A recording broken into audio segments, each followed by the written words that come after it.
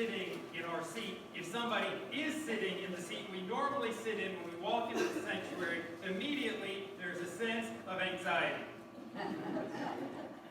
Where am I going to sit now? It throws us off. Anytime our routines get messed up, we make routines for ourselves. I love having a routine because I can control it. I love having a routine in the mornings. The biggest problem when we were gone, we were with family, it was great, but my morning routine was off. That meant the rest of my day felt off. When the kids wake up, one of them invariably will wake up before 7 a.m., and that's just not supposed to happen. It throws everything in my day off because already from the beginning, my routine has been changed. And I love my routine. Unfortunately for us, life is not kind to our routines. And so often, when those routines get broken up, we start to think, Satan's coming after me. This world is messing up my routine. But today, I want to propose that maybe it's not Satan who's throwing off our routine. Maybe it's not the world who isn't kind to our routine. Maybe it's God who's not a big fan of our routines. So often, we get anxiety over new things, over things looking different, and we think this must not be from God. But the truth is, God never tells us we're going to be comfortable in our life. God tells us faith is a life that's always pushing us just a little bit more, that we might depend on Him, so that we might look more like Him. There's a quote from A.W. Tozer that talks about this anxiety that comes with change and when different things happen in our lives we're not expecting. A.W. Tozer says, "When I understand that everything happening to me is to make me more Christ-like, it resolves a great deal of anxiety."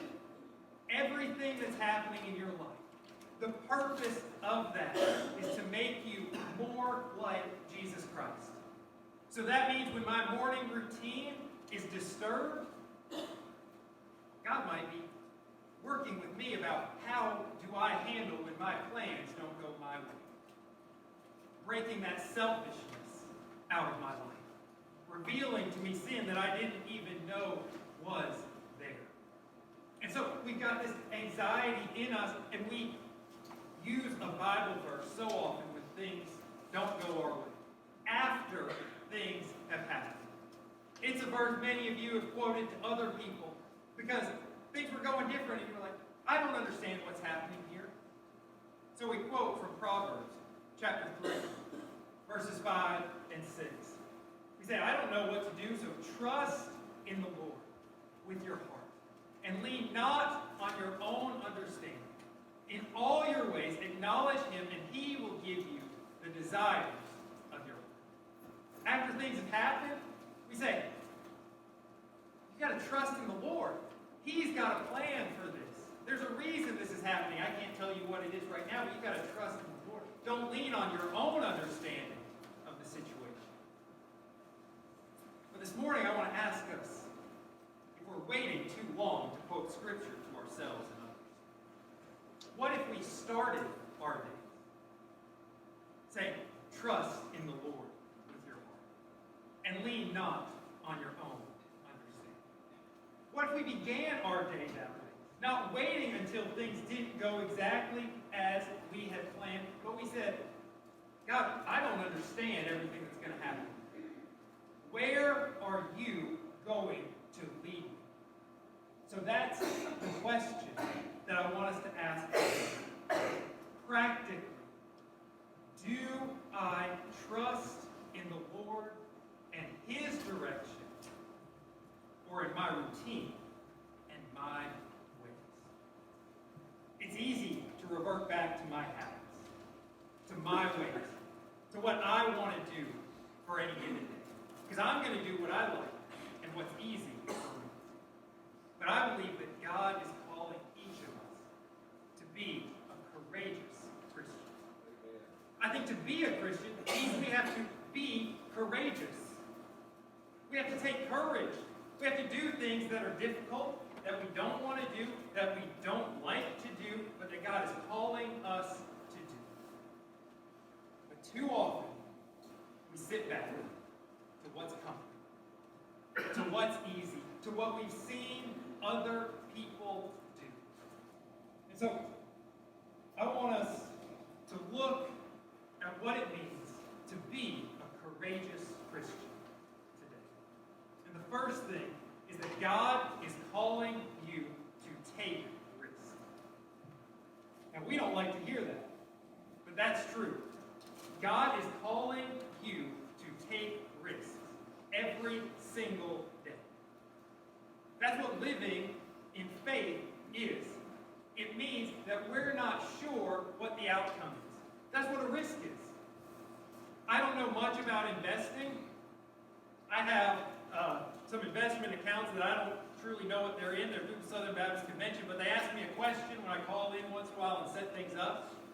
I can choose a high-risk investment or a low-risk investment. And they tell you, if you choose the low-risk investment, it probably will grow a little bit, almost regardless of the economy. If you go for a high risk, you might see great growth, or you might lose some money. In our Christian life, we come and we say, God, I don't know that I should take any risks. I don't want to lose anything. So I'm just going to play it safe. I'm just going to do what we've done for a long time. And that means that we don't take some steps that we probably should. We don't trust Jesus in some areas that we should trust him. We live our lives like everybody else. We think of high-risk activities, and we want to stay away from those. Right? We don't want to jump out of a perfectly good airplane. Why should I climb up a mountain when I can just look at a picture of it or helicopter in? I don't know that I can go to that part of town after dark. It might be risky for me to be seen talking to this person who's not in my social status. It might be risky for me to try to tell this person about Jesus. How are they going to respond? There might be times where we think it's risky for us even to let it be known that we're followers of Jesus Christ. Jesus calls us to take risks and to live a life that is for the gospel. In Mark chapter 8, verses 34 and 35, he calls the crowd to him with his disciples, and he says, "If anyone would come after me, let him deny himself, take up his cross, and follow me. For whoever would save his life will lose it. But whoever loses his life for my sake and the gospel's will save it." He's telling us we're going to have to take a risk. We're going to have to crucify everything that we've known of our lives. And that might mean taking a big risk. That might mean that God's calling us to start a ministry. God might be calling you to start a nonprofit ministry. I was telling somebody today, the North American Mission Board has gotten to the place where they have plenty of resources. They've got churches lined up. They've got property lined up. They've got everything lined up. The only thing they're missing are church planters. People. All the resources are available. The only thing we're missing are people who are willing to take a risk in their lives for Jesus Christ. Maybe God's calling you or a family member to become a missionary, to go to somewhere that's hostile to the gospel. We say, oh, we can't go there. That's dangerous. That's risky. But Jesus tells us we must give up our lives for the sake of the gospel. Now, I don't think that God's calling all of us to do big things like that. Some of y'all just breathed a sigh of relief and said, please, Lord, not me. But I will say God's calling every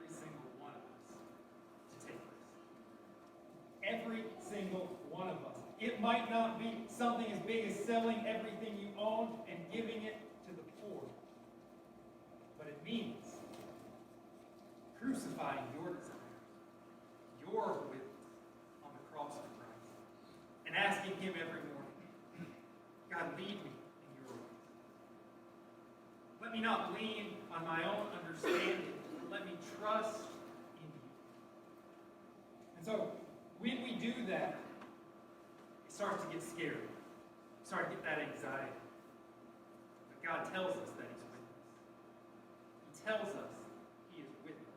We see this in Joshua chapter 1. This is the beginning of Joshua's leadership. And as he comes in verse 9, he's already been commanded this, and God is reminding Joshua, have I not commanded you? Be strong and courageous. Be strong and courageous. Are those words that we often think of with church? We don't think, oh, I'm going to go to church, I need to be strong and courageous. That's what God tells us. If we're going to be Christians, we need to be courageous. And that takes strength. So he tells Joshua, be strong and courageous, because he's calling Joshua, he's calling the Israelites to go into battle, to take the promised land. He says, do not be frightened and do not be dismayed, for the Lord your God is with you wherever you go. Now think about where the Israelites are at this point already. They've had to do a lot of new things over the last couple of generations. They were slaves in Egypt. God called them out with nothing but a promise. They didn't have a place to go. They didn't have an army to defend them. They just got up and walked out. And we saw they come to the edge of the Red Sea. And Pharaoh's decided he wants them back. So in front of them, they've got the Red Sea. Behind them, they've got Pharaoh's army. And God says, you're going to walk across the Red Sea. Moses raises his staff. The sea parts. There's dry ground between the waters. Moses says, all right, guys, start walking. Have y'all thought about that? As miraculous as it is to watch water part, are you willing to walk through it? What if Moses' arms get tired when I'm halfway across?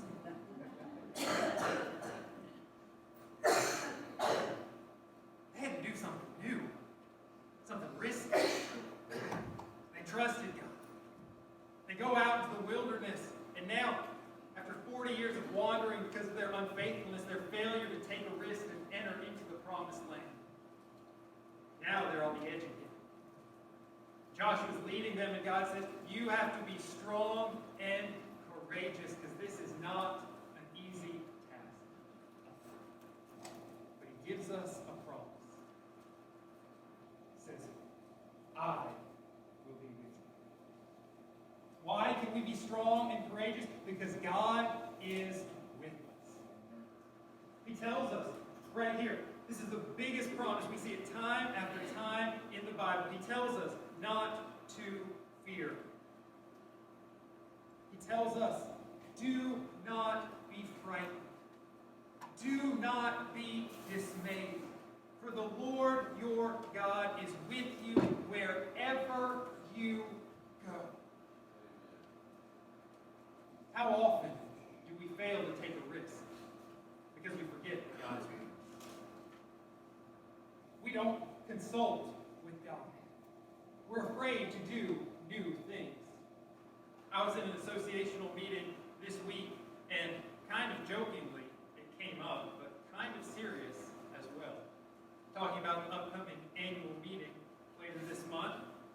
We were going over the agenda, and a question came up, and somebody said, well, that's how we've always done it. How often have we heard that? We're in a meeting at church, and somebody brings up an idea, and somebody says, well, we've never done it that way.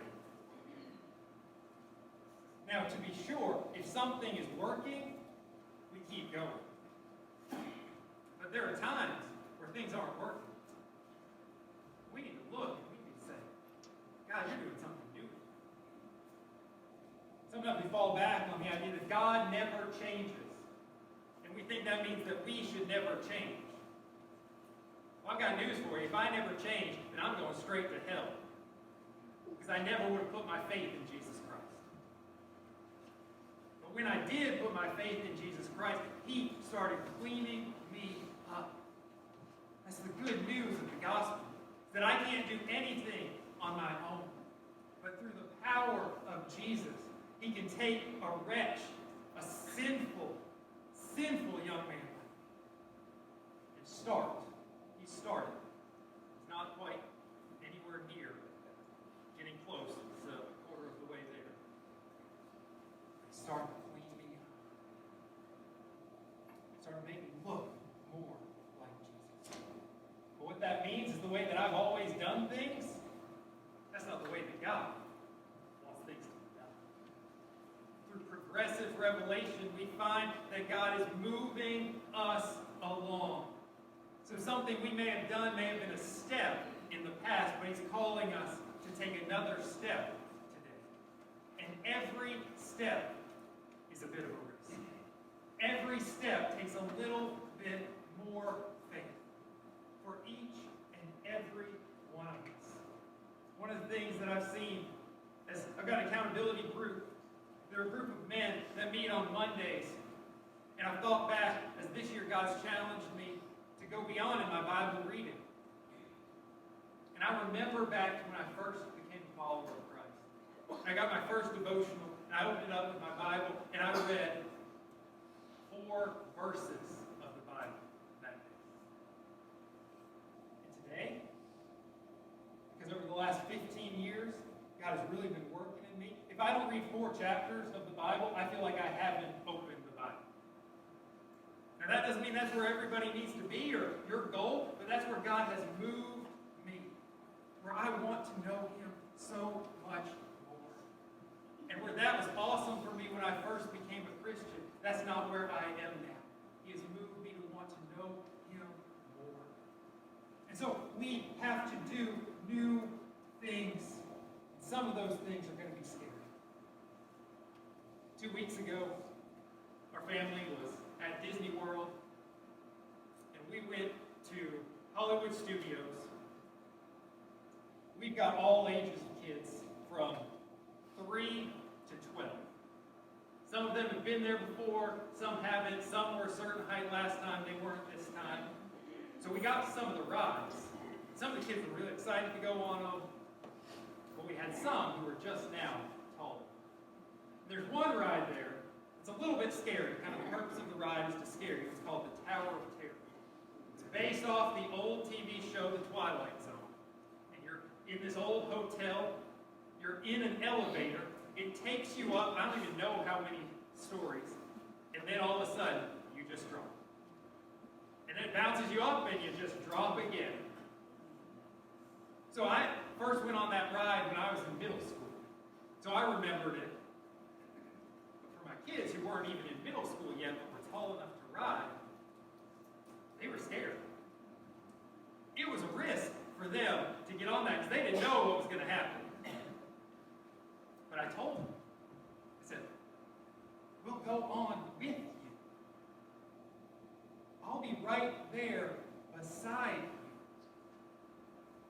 You don't need to fear. I've been through this. I know what's going to happen. Stay with me. Right? And then God goes a step further, just like I did. As we were standing there, as I was trying to convince some of them that you're going to want to do this. People are coming off the ride, walking out. I said, see, all those people made it safely off the ride. All the people who didn't make it safely off the ride are taking out the back exits.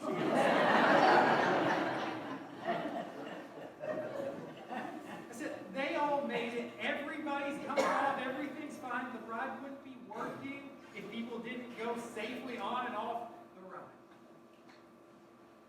They were still nervous because they were worried about themselves. But God does the same thing for us. Right? God's Word is all about the stories of how he has shown himself faithful time after time. To everybody who has trusted in him, he has proven himself faithful. And he tells us he is going to go with us just as he went with each one of them. So he calls us not to fear, for the Lord your God goes with you wherever you go. And he wants us to know that life is better on the other side of our fear. The main reason I wanted my kids to go is because I don't know that they're going to get another chance to go on that ride anytime soon. I said, this is your chance. And I don't want you to look back and regret that you didn't go on the ride. So we went on the ride. And afterwards we asked, how'd you like it? And then we compared what they said to the picture that was taken of us halfway through the ride. And they said, we liked it. And I said, that picture says you did. But some of them said, I liked it. And then we said, do you want to do it again? And they said, no. I said, but were you glad that you did?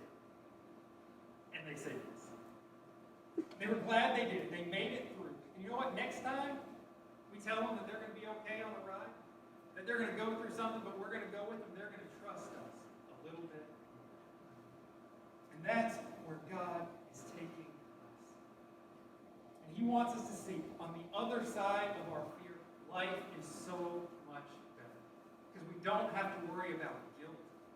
We don't have remorse about what might have happened. But so often our fear paralyzes us into inaction. And we think, I just can't make this risky decision right now. Well, guess what? You just made the decision. And sometimes, as difficult as a decision might seem, as risky as it might be, you know what's riskier? To do nothing. God tells us we've got to take a risk. We've got to be courageous when he's calling us to do something we're not comfortable with. Some of you are saying right now, David, I've got a lot going on in my life. This isn't a good time for me to do something risky. You don't know everything that's happening in my world. Well, Jesus does. And he gives us an example that when there are storms in your life, he is still calling to you. In Matthew chapter 14, there's a very familiar story. Even if you don't know anything about the Bible, you know Matthew chapter 14 because Jesus walks on water. And we've all heard that Jesus walks on water because some of us are like, yeah, there's no way that happened. Somebody was tripping when they wrote that part. It tells us who Jesus was. That he has power over all of creation. That even the laws of physics, that he could walk on the water. In Matthew chapter 14, it tells us that this was no lazy summer afternoon at the pond. This was not some experiment in a lab. It tells us that Jesus had just fed the 5,000. He went up on a hill to pray. He sent his disciples ahead of him on a boat.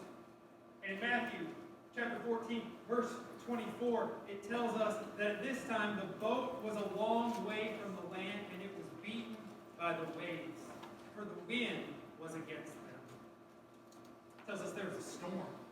And on the Sea of Galilee, these storms would come up in a hurry. And the Sea of Galilee is about 700 feet below sea level, while the hills around the Sea of Galilee in places are 1,200, 2,300 feet above sea level. So that's a 2,000 to 3,000 foot difference that the wind would come over those hills, drop down, and create huge storms and huge waves on this basically sea that's a small lake, about 8 miles by 12 miles. And it's in the midst of one of those storms that Jesus comes walking. And it says that the wind was against them. Their working and they're rowing and they're trying to get somewhere, but they can't get anywhere. And then they look and they see something walking on the water. So in the midst of this storm, these guys are working as hard as they can. They see what they think is a ghost coming towards them. Talk about a storm on top of a storm. And it's here that they find Jesus. Jesus says, here's his call again. Do not be afraid. Praise God. So then we see Peter. And Peter says, Lord, if it's you, call to me to come out of this boat and to walk on the water to you. Jesus says, come. We've heard that story. We know of Jesus walking on the water. We've probably heard that Peter got out and walked on the water. But look at where Jesus called Peter out of the boat. It's in the midst of a storm. Life was not easy for Peter when he got out of that boat. The waves were all around, and we see that as he looks at the wind and the waves, and he begins to sink as he takes his eyes off Jesus. So if you're in the middle of the storm, we tell you Jesus is still calling to you. Some of you might say, life is good right now. I've got a lot to live for. I've got a lot ahead of me. I don't know that I can take a risk and risk everything that's coming up. Well, God's got a story for you in his word too. In 1 Samuel, there's a story about a young man named David. And in 1 Samuel chapter 16, Samuel goes to David and he anoints him king over Israel. He's going to be king over Israel. Samuel, the prophet of God, says, you're going to be the next king of Israel. David's like, this is great. I'm just been a shepherd for my dad, and now I'm going to be king. This is awesome. You see, after that, he gets called to the palace to be in Saul's service to play the lyre for him. And so things are starting to trend upward. Hey, I was a shepherd, now I'm at least in the palace sometimes. God's working here. Then we get to chapter 17.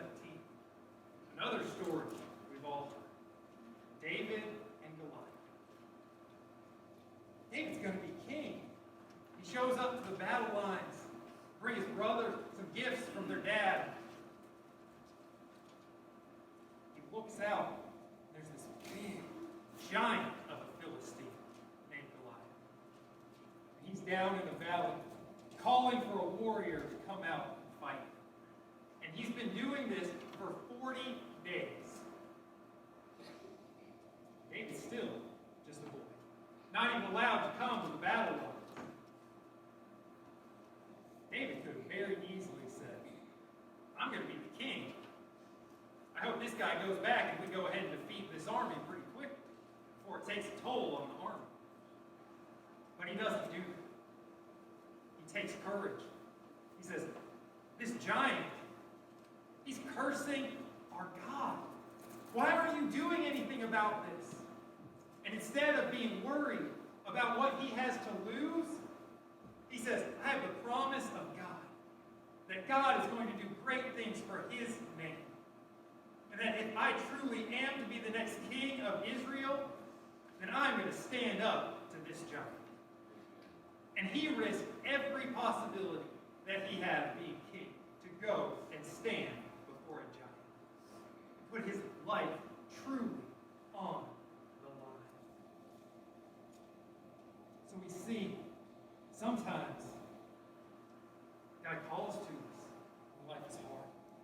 We can't use that as an excuse. Sometimes God calls to us when life is going well.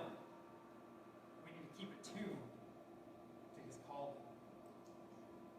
But through it all, he tells us we're going to have to be courageous. There's going to be a decision that's difficult. There's going to be a time in your day, if you're living for Jesus, where you're going to have to do something risky. So the question for you today is, do you want your life to matter in the scope of eternity? If you want your life to matter in the scope of eternity, you're going to have to take courage and take a risk. selling everything and moving to the Middle East. But it might be that that person that you've been friends with, that you know they're far from Christ. You've heard them make fun of Christians in the past. You're going to have to put that relationship on the line and open your mouth and share the gospel. It might be a family member. It might be someone where you're going to have to put that relationship in jeopardy because you love them enough and you love Jesus enough that you want them to know. In every area of our life as Christians, we are called to be courageous. C.S. Lewis writes of courage. Courage is not simply one of the virtues, but the form of every virtue at its testing point. That means that we can think we have all the virtue in the world, but there's going to come a challenge. There's going to come a test, and courage is what we do in those situations. One more example from God's word. Pilate. Pilate tried to be a merciful king. He would say he was merciful. He tried to be merciful to Jesus and let Jesus go. But when it came time to take a risk, when he truly had to stand up to the crowd and take courage, he gave in. And rather than being courageous for the Lord, he sentenced Jesus to death. The question for you today is, are you going to be courageous for Jesus? Are you going to crucify